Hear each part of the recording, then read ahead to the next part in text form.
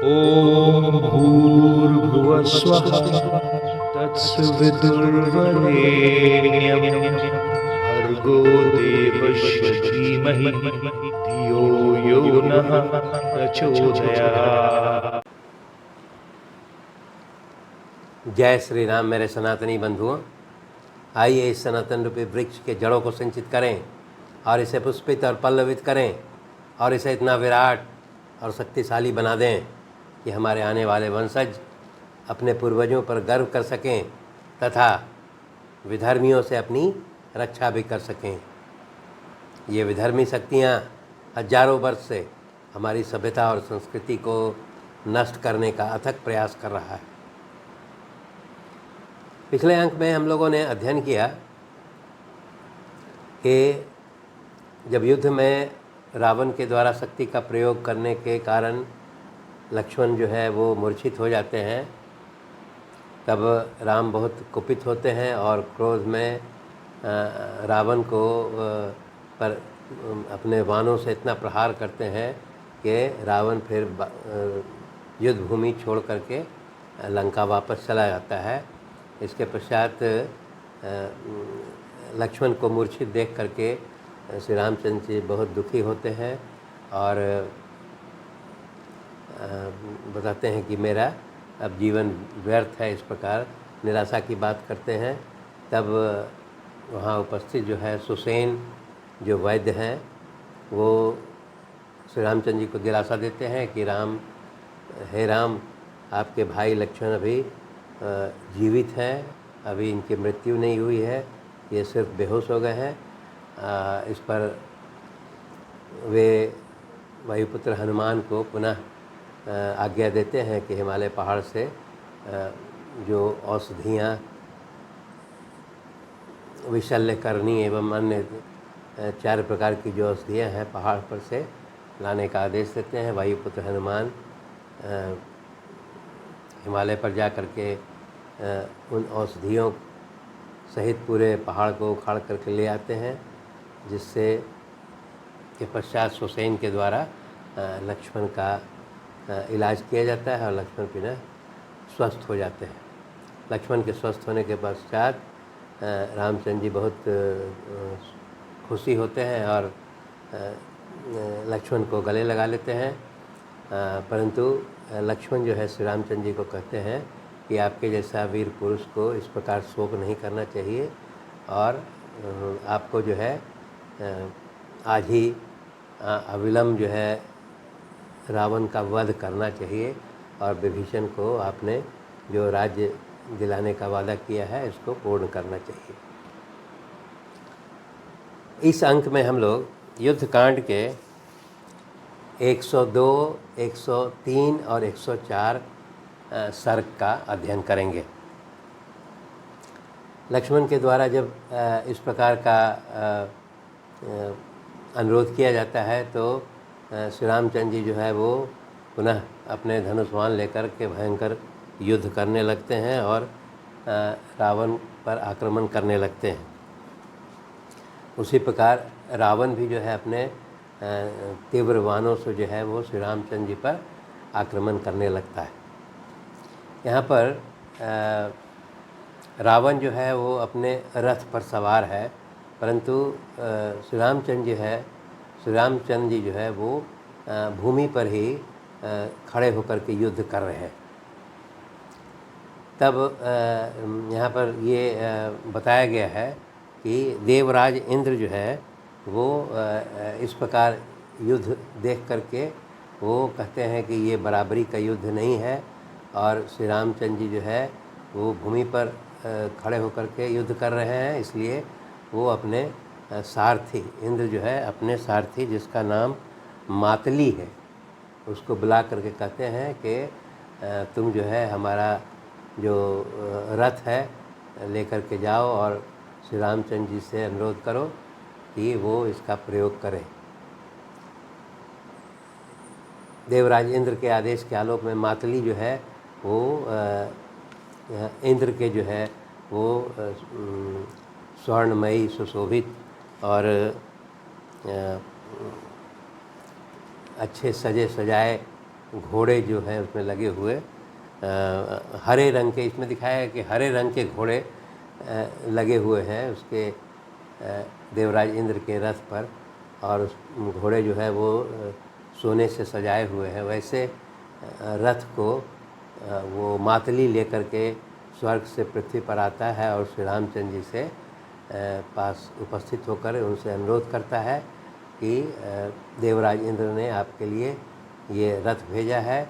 और इसके अलावा फिर वह यह भी इसके अलावा देवराज इंद्र के द्वारा दिया गया जो एक विशाल धनुष है, और उसके बाद फिर एक तेजस्वी कवच है तथा एक प्रकाशमान वान है तथा एक निर्मल शक्ति है। ये सभी चीज़ जो है वो मातली श्री रामचंद्र जी को बताता है, और वो अनुरोध करता है कि देवराज इंद्र ने आपसे अनुरोध किया है कि इस रथ का प्रयोग करके आप रावण का वध कीजिए और देवताओं का कल्याण कीजिए। इसके पश्चात श्री रामचंद्र जी जो है उस रथ पर सवार होकर के फिर युद्ध करने लगते हैं। यहाँ पर युद्ध, भयंकर युद्ध जब होने लगता है तब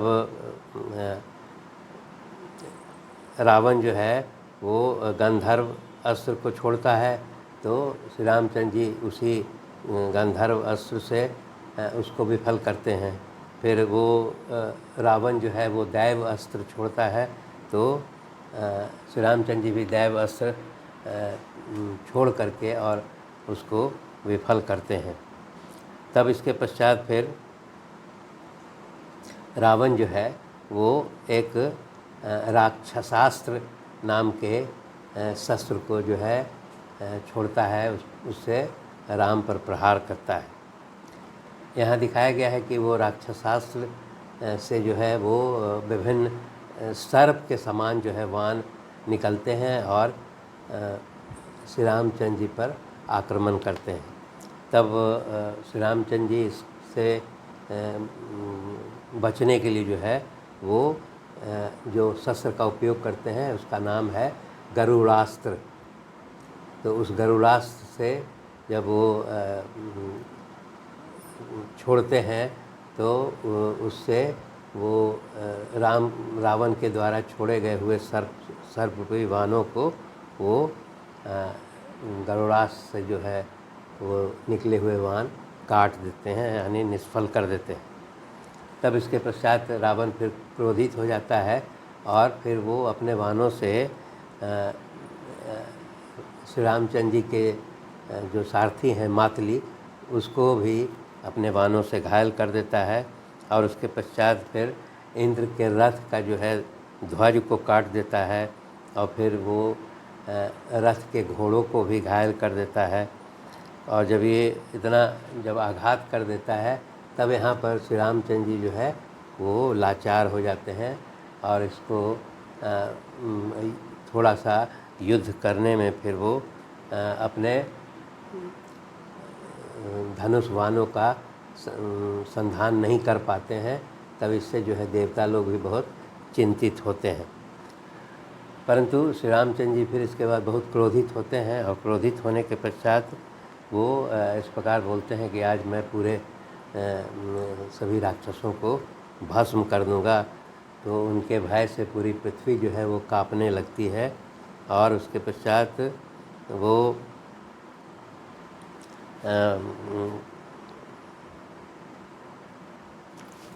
उसके पश्चात जो है वो रावण पर आक्रमण करते हैं। तब रावण जो है वो क्रोध में आकर के फिर एक बहुत बड़ा हथियार जिसका नाम जो है सूल है उसको उठा लेता है, और उसको उठा करके वो सूल जो है वो वज्र के समान शक्तिशाली है और महान शब्द करने वाला है और संपूर्ण शत्रुओं का संहारक है। उसको सूल हाथ में ले करके और फिर वो